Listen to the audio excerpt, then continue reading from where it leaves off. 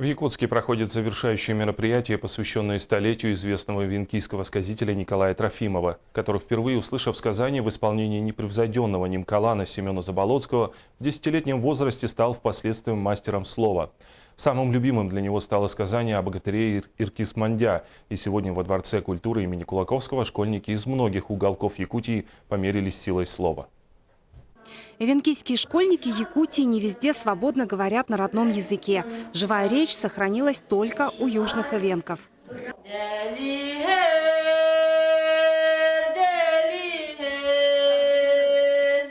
Самым простым способом заговорить на родном стали социальные сети и популярный WhatsApp, где чаты все сплошь на венкийском. И еще сказания, записанные и сохраненные бережно от самого Николая Гермогеновича Трофимова.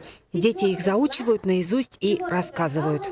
Билир-билир, дуннелекес, теньядин теньев дерекин, киринас нагнагачин, элекес киларга дерекин, яна бира оскече биче, дыранин солококи, дылача юптукекин, хуркана малгичан, асатканнун аскедичел.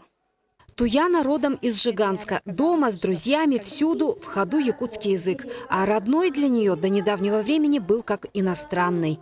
Когда я приехала в школу Арктику в 8 классе, я только тогда начала. А до этого я пела только песни венкийские, я так не понимала, о чем я пела. Потом уже, когда в школу начала учиться, я уже сейчас уже понимаю, о чем я пою, о чем говорю. Могу представиться на венкийском языке. В школе «Арктика» учатся дети со всей республики. Здесь большое внимание уделяют обучению и венкийскому языку. Буквально мы недавно приехали с международной олимпиады, которая проходила в Благовещенске, потом в Китае.